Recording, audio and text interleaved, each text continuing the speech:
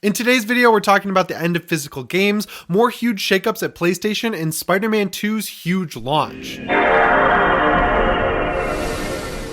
How's it going, everyone? Welcome to PSReady. I am back and ready to record some videos. I'm not going to talk about it too much, but the wedding went great. Our honeymoon to Marblehead and Salem was also awesome. I did nothing but relax and play some video games. I am back into Diablo 4. Tentatively, I really don't like the microtransactions in that game. It's a $70 game and they're charging $25 for skins that only work on one of your characters. So like if you get a Necromancer skin, it doesn't unlock a similar skin for like your Barbarian or whatever else across your entire account. It's just for the Necromancer, and 25 bucks for that when I'm already paying $70 for the game. Not great. And also the online infrastructure is just terrible. There's tons of micro stuttering all the time, mainly caused by the fact that it's always online. So if Microsoft figures out a way to make it so that game can be played offline and they reduce the amount of money that the microtransactions cost, I think that game could go from like an 8 to a 9 for me. But season 2 is really fun. The vampire stuff is cool.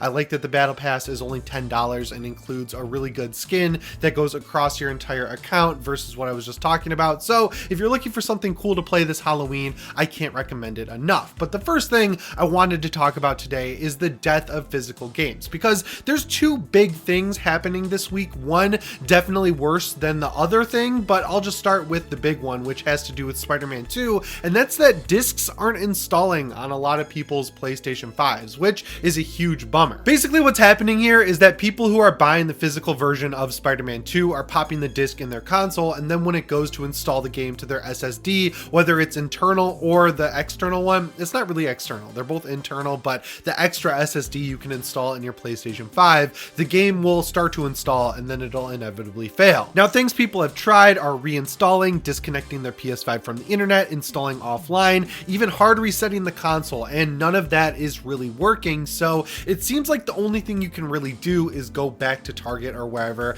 and return the disc and exchange it. But as we all know, once you open a game, the odds of them believing that it's not working and letting you exchange or return it are pretty much slim to none, because as we all know, they don't like doing that. They consider it used, and once the plastic is off the game, you're SOL. And that's extra funny because back in the day, this was a huge issue with GameStop, where you would go to get a new game from them and they would give you the one off the shelf sometimes, and it would be an open game where they took the disc out, they took the pamphlet out or whatever download code came with it, they throw that in a Ziploc baggie and just throw the disc up on the shelf. And it's really weird considering that when they do it, it can still be sold as a new game, but when we open the game and try and exchange or return it, it's considered a used game. It was just weird, right? Like that they were even allowed to do that. Now, I'm not really sure what could be causing this issue, but there's a big frustration point here because there's been an epidemic of people faking bugs for Spider-Man 2 on the Xbox side of the fence because they're mad that people aren't really being as critical of this game, I guess, because it's just overall better than what we see from Xbox a lot of the time. Like, I'm not being fanboyish here, but like talking about Xbox versus PlayStation, Xbox does a pretty bad job with launches, I would say. PlayStation games generally run really well. They don't have a lot of graphical issues. They don't have a lot of bugs or really any game-breaking things that you have to deal with. Whereas on the Xbox side, there's like big day one patches, both with Forza Motorsport and with Starfield. There was big graphical issues with both of those games and performance issues that have still needed to be addressed. So there's a big difference there in terms of Xbox versus PlayStation, if you ask me, as someone who plays on both. And people have been faking bugs, like they go into the photo mode and then you can turn Spider-Man around and you can kind of clip through people and then you can take a screenshot that way. Or when you're in a mission where you're just riding a bike through the street, if you go off of the intended path when you're doing something that's like tailor-made for a specific mission, it's going to cause the game to break. And that's what the Xbox fans are doing. But outside of that, there are some issues that have cropped up with the day one patch with this game. Digital Foundry has talked about it and some other websites where it'll crash. And this actually happened to me. I restarted a mission about halfway through with Black Cat and then the game just crashed and I needed to go to lunch, so it actually made it really easy to stop playing the game. But having a PlayStation 5 game crash, it's never fun, especially when it's a first party game. And there's also graphical graphical slowdown. When you pull up the map, it can go all the way down to like 30 FPS for a second. And there's just weird little graphical bugs like that that ultimately cause a crash that people are experiencing. And the weird thing is, these didn't happen to reviewers allegedly before the game came out. So one of the big suggestions in how to fix this until Insomniac releases patch 2 or whatever is to play the unpatched version of the game, because allegedly that version of the game was near flawless and had less bugs than the day one patch version of the game we're all stuck with. So if you're going to do that and you put your disc in by like deleting it from your PS5 and then putting the disc in again, it'll install 1.0 and you just stop it from updating automatically.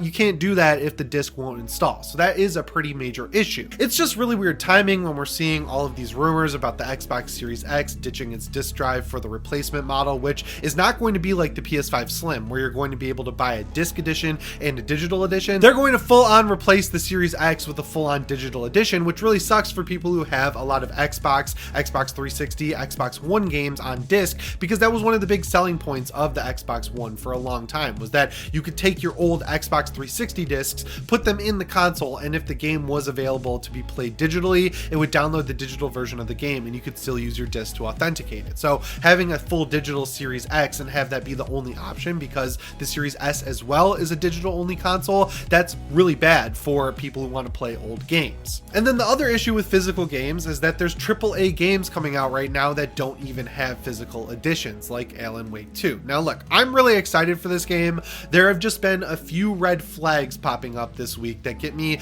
a little bit cautious about maybe playing this game day one. The first one being obviously that this game is all digital, so they can patch it pretty much every hour up until the game releases. That's never good, because that means the game's going to come in hot. That combined with the fact that all of the review copies going out for this game have been only on PC, that obviously gets people a little bit worried for the console version of the game. And on top of all of that, the PC specs that are required for this game to run at recommended settings are absolutely insane. Like on console, there is going to be a performance mode for the Series X and PS5, but I am fully expecting this performance mode to be kind of like the one in Final Fantasy or the one in Jedi Survivor, where it can run up to 60 FPS, but the vast majority of the time, I would not expect it to hold a locked 60, and they're probably going to have to drop the settings and the resolution pretty low to achieve that. So on PC, if you want to hit the 60 FPS mark all the time, you need some pretty beefy hardware, like thousands of dollars worth of hardware. So obviously that doesn't spell anything good for consoles when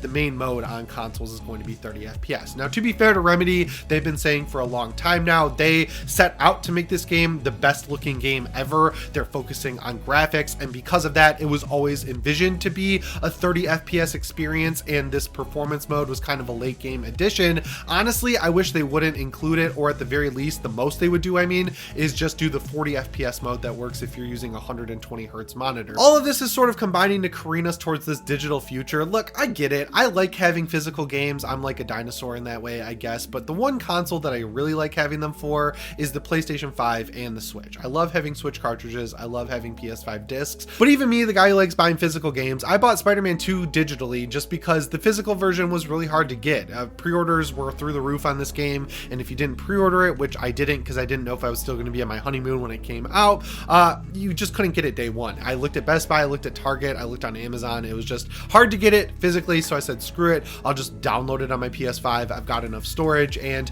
the world didn't end. So while yes, it does kind of suck just because having physical games is cool, and once they're all digital, they can just make everything a subscription service and charge whatever they want for games, and they control all the discounts on the Sony store and stuff like that. It's not really the end of the world, because on PC we have Steam, that's all digital, and Steam sales are awesome. It's just like a worst case scenario, you know what I mean? Next up here, I want to talk about these crazy departures at PlayStation, because Jim Ryan, that was one thing. It's obviously not exciting news to see the guy at the top of PlayStation leave, but in this case, it really seemed like it needed to happen, because for everything good that guy did, like lead the PS5 through a really tough launch and get some good games out there, there was a mountain of stuff that was really frustrating. Some of his comments during the Activision Blizzard deal, a lot of people are attributing to Sony losing that deal as a whole, which doesn't look good against him. The fact that they're focusing so much on live service instead of single player action games, which is what people like me really want from PlayStation. Also, not really having any PS5 exclusives or convincing third-party developers to not release their games on the PlayStation 4, which has extended the PS4's generation way farther than it needed to be. All of that stuff sort of added up to be a big knock knock against him. So I feel like a lot more people are excited to see him leave than the group of people who aren't excited to see him leave. But this new departure of Connie Booth, who's been at Sony for 34 years, is a huge deal for a few reasons. First of all, being that she oversaw the vast majority of the first party stuff that we've been enjoying from PlayStation for like the past few generations. Like, this person had a huge hand making sure these games came out polished, making sure they didn't have a lot of bloat, making sure that they had really cool, strong IP that people could get on board with and would want to play sequels for going forward. Obviously, with games like Spider-Man and Ghost of Tsushima that sold tons of copies, like this was a really big key role at PlayStation. And it doesn't seem like it was a mutual thing because she took her entire team and just walked out the door, if the rumors are to be believed. Now, she's also being replaced by someone who's been around at PlayStation for a while, another person coming from Guerrilla. I want to say she's been there for like 20 years, which is good, I guess. I'm just not super sold on the idea of Guerrilla, like the people who made that studio, running all of the gaming stuff at PlayStation. Like, Herman Hulst was the studio head of Guerrilla, and then he took over for Shuhei Yoshida, who was demoted to overseeing indie games. He got to oversee all the AAA stuff, so that's someone from Guerrilla there. And then now this Angie Smets, I want to say her name is, person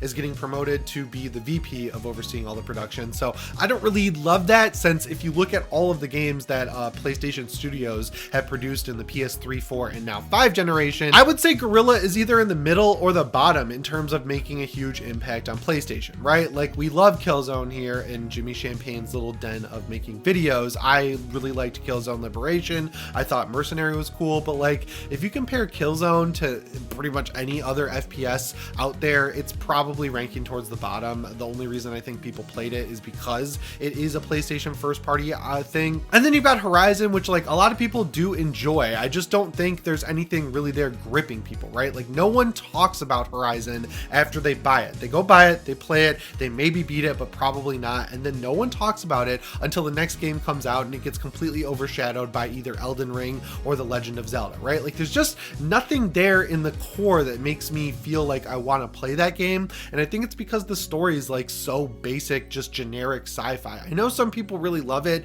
and they were really surprised by where the story goes and everything like that. That's just not me. So overall, I don't think this is a good scenario for PlayStation to be losing all of these top executives, right? Like, if the focus going forward is going to be mobile games and live services, I am not a huge fan of that. I don't think there's enough time in people's days to play more than one live service at a time. Like, if you're playing Destiny, odds are you're not playing Diablo 4, you're not playing The Division, even stuff like Gran Turismo or Forza Horizon 5. Like, you're probably not playing those games if you're addicted to Destiny, because that game becomes your hobby game where you have to play it every day. And when Sony is known for great single player games like Spider-Man, God of War, Uncharted, The Last of Us, the list goes on and on and on, why are they even focusing on multiplayer games? Like, I think they should just make a couple live service games that can run in the background to keep funding these big single player games. But to make all of their studios split their time between live service and the stuff that they're good at, it just doesn't make a whole lot of sense to me. And like, even Bungie, who started out making a game with a campaign and then multiplayer, that made sense for them to make a live service, right? Like, that was the natural evolution. Taking a studio like Naughty Dog and saying make a multiplayer game doesn't really make a lot of sense. The last thing I want to talk about is the insane launch of Spider-Man 2. They're calling it the fastest selling PlayStation game ever, which, like, that's the terminology they use now. Like, it got to 2.5 million sales in its first weekend, which obviously is a very huge success in terms of Sony's output, which is great. And like I said, the Xbots are coming out in full force on this one. I got Spider-Man on Friday. I put around 10 hours into it this weekend. I'm doing pretty much all the side content that pops up before I move on in the story, and I'm 25% through the game after around 10 or 11 hours. So far, that 30-ish hour mark to platinum it, that seems like pretty accurate if you ask me. I saw some YouTube videos saying that it takes 10 hours to get through if you rush through the story, but that's pretty much every open world game. Like, if you don't do any side content at all, they're usually around 10 or 15 hours. And as far as the story goes, I'm liking it so far. I'm not loving it. I have not reached any of the Black Suit or Venom stuff, and I'm assuming that's where it's going to kick in. It just really feels like more Spider-Man. If you played the first game, the 3 DLC packs, and Miles Morales, you've played 3 Spider-Man games at this point, and this one does add some things like a bigger map, faster web swinging, and of course the web wings, but overall it feels like a continuation versus like a whole reinvention, which is fine. Anyway guys, that's all I've got for you today. Make sure you let me know what you think down in the comments below. Remember to subscribe and set your notifications to all if you haven't already. As always, my name is Jimmy Champagne. I'll see you in the next one. Thanks for watching, and shape on.